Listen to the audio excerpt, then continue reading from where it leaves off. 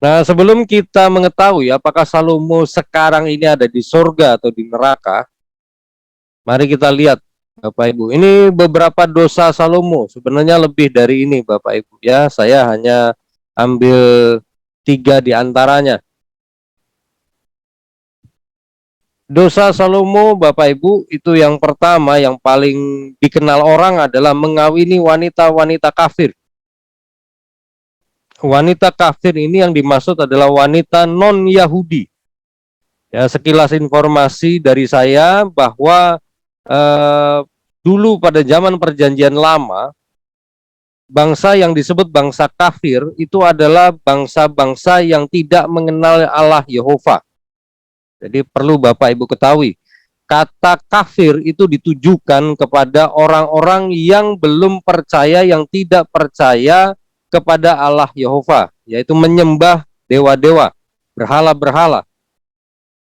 Jadi pada masa itu Bapak Ibu sebenarnya di seluruh dunia itu hanya ada satu bangsa yang menyembah Allah pencipta langit dan bumi.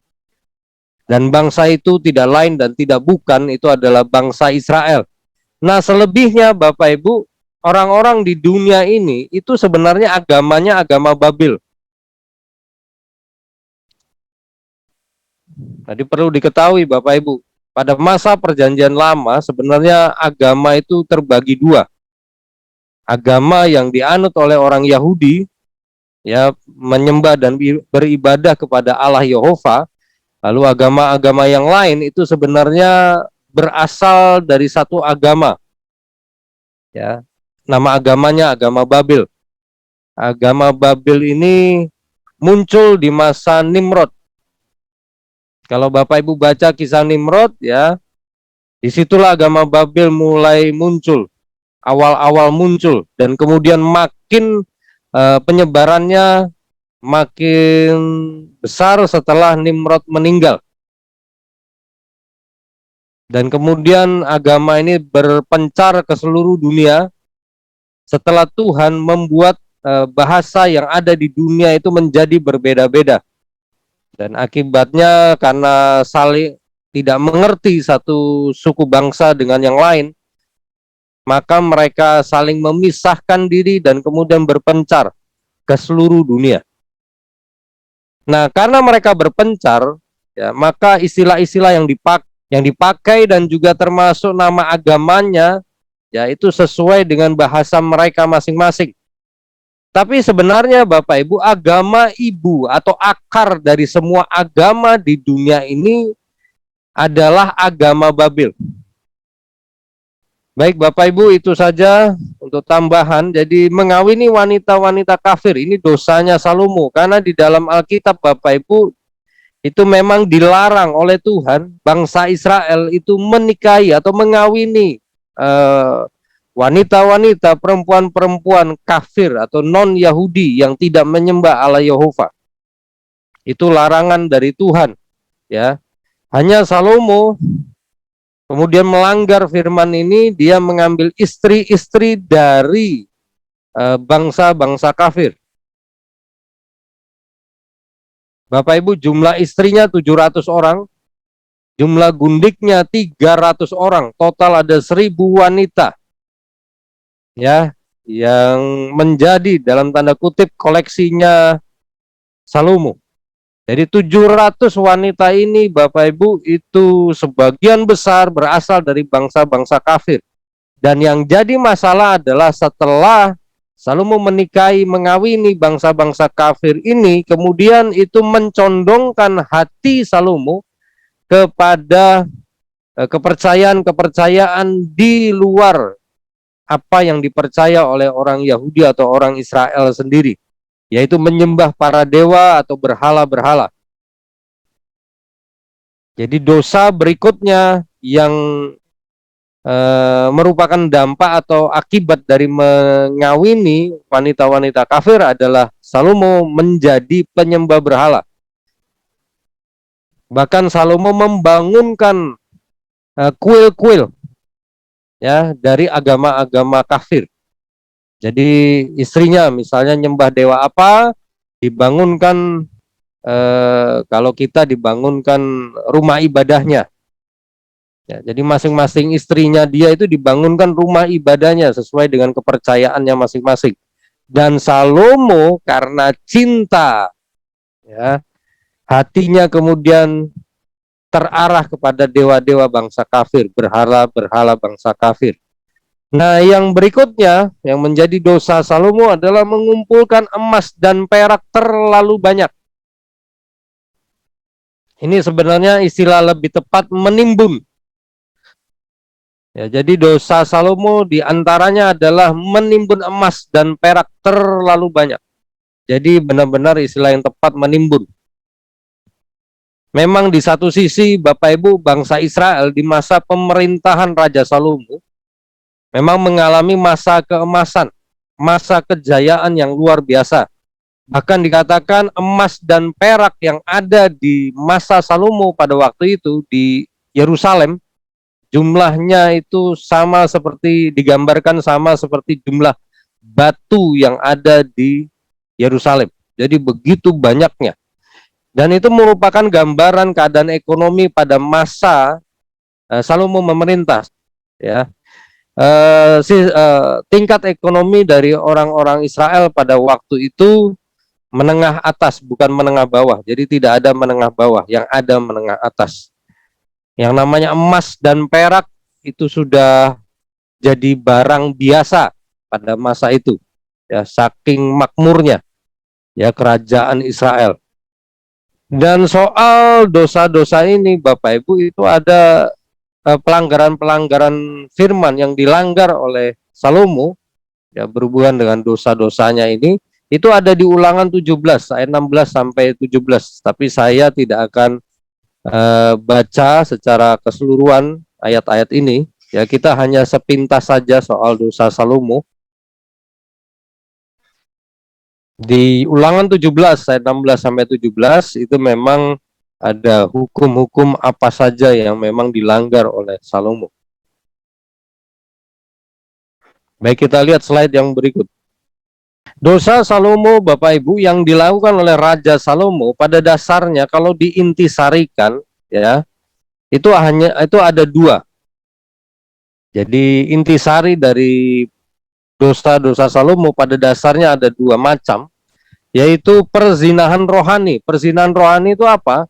Ketika Salomo juga ikut beribadah kepada allah-allah bangsa kafir. Jadi Salomo ini tanpa dia sadari dia jatuh di dalam perzinahan rohani. Dia dalam tanda kutip nyeleweng dari Tuhan. Jadi dia tidak lagi ibadahnya kepada Allah Yehova, tapi nyeleweng kepada allah-allah yang lain, ya dewa-dewa bangsa kafir. Nah, kemudian hal yang lain, ya intisari dari dosa Salomo adalah menimbun mamon. Nah, mamon itu apa? Apa ini maksud uang? Bukan hanya uang, Bapak Ibu ya. Jadi sebenarnya ini sekedar catatan saja. Bapak Ibu perhatikan baik, kata mamon itu artinya sebenarnya bukan uang. Saya mau sampaikan di sini sebagai tambahan, arti dari kata mamon dalam Alkitab, arti sederhananya adalah kekayaan. Bagian dari kekayaan disitulah ada uang di dalamnya. Kekayaan yang dimaksud versi Alkitab itu adalah segala sesuatu yang kita miliki, apa saja, termasuk itu anggota keluarga kita, itu termasuk mamonnya kita. Sebagai contoh misalnya saya, istri saya, anak saya, itu mamonnya saya. Begitu juga Bapak Ibu punya anak, anak Bapak Ibu itu adalah mamonnya Bapak Ibu. Ya, tapi dalam pengertian ini menimbun mamon versi Salomo memang ya Bapak Ibu bisa lihat dia termasuk menimbun wanita. Memang akhirnya istrinya 700 itu mamonnya dia juga yang begitu banyaknya. Jadi Bapak Ibu memang Salomo itu penimbun mamon. Emasnya terlampau banyak, peraknya terlampau banyak, istrinya terlampau banyak, bahkan koleksi kuda-kudanya ya itu juga terlampau banyak dan dia langgar itu semua. Salah satu larangan dari Tuhan tentang raja di bangsa Israel adalah tidak boleh menimbun emas dan perak terlalu banyak, tidak boleh mempunyai istri terlalu banyak, dan tidak boleh mempunyai seperti kuda itu juga terlalu banyak. Jadi istilahnya tidak boleh seperti bangsa kafir. Nah, pertanyaannya adalah apakah Salomo ini bertobat dari dosa-dosanya dia, baik itu perzinahan rohani maupun menimbun mamon? Pertanyaannya adalah apakah Salomo bertobat? Kalau dia bertobat pasti masuk surga. Kalau dia tidak bertobat sampai wafatnya, maka eh, orang akan menilai, atau kita akan bisa menilai bahwa Salomo itu masuk neraka. Nah, Bapak Ibu, saya mau sampaikan di sini, Salomo itu di masa tuanya itu bertobat. Mari kita lihat di slide yang berikut. Di kitab Pengkhotbah, yaitu di Pengkhotbah pasal 12 ayat 13, di situ dikatakan akhir kata dari segala yang didengar ialah takutlah akan Allah. Jadi ini pesan yang disampaikan oleh Raja Salomo sebagai kesimpulan dari kitab Pengkhotbah. Bapak Ibu, saya mau beritahu kesimpulan dari kitab Pengkhotbah itu sebenarnya ada di Pengkhotbah 12 ayat 13. Di situ dia sampaikan bahwa akhir kata dari segala yang didengar ialah takutlah akan Allah dan berpeganglah pada perintah-perintahnya, karena ini adalah kewajiban setiap orang. Itu sebabnya saya sampaikan tadi Bapak Ibu bahwa kitab Pengkhotbah itu tidak ditulis ketika Salomo masih stres atau depresi. Nanti saya beritahu kenapa dia stres, kenapa dia depresi. Tapi saya mau sampaikan begini Bapak Ibu, ketika dia menulis kitab Pengkhotbah, itu dia sudah pulih dari rasa depresinya. Bahkan dia sudah bertobat. Jadi saya mau pertegas Bapak Ibu, Salomo di akhir hidupnya, di masa tuanya maksud saya, dia akhirnya bertobat. Dan dari sini kita bisa simpulkan bahwa Salomo sekarang sedang ada di sorga bersama ayahnya Raja Daud. Nah, kitab Pengkhotbah sendiri Bapak Ibu itu sebenarnya kitab pertobatannya Salomo. Jadi di kitab Pengkhotbah ini dia cerita sebenarnya kenapa dia bisa melanggar firman, kemudian apa saja yang dia langgar, apa saja yang dia lakukan, ya apa yang dia kerjakan sehingga kerajaan Israel menjadi bertambah kuat, lalu bagaimana dia bertambah besar melampaui raja-raja sebelum Raja Salomo. Di situ diceritakan Bapak Ibu. Ya, stresnya dia, depresinya dia, kenapa dia stres, itu ditulis semua di situ, di kitab Pengkhotbah.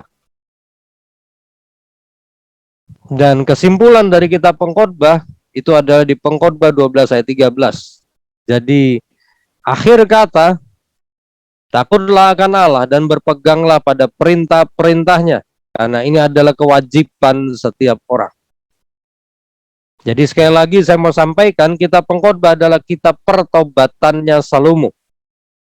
Ya, jadi Salomo sekarang ini sedang ada di surga Bapak Ibu ya.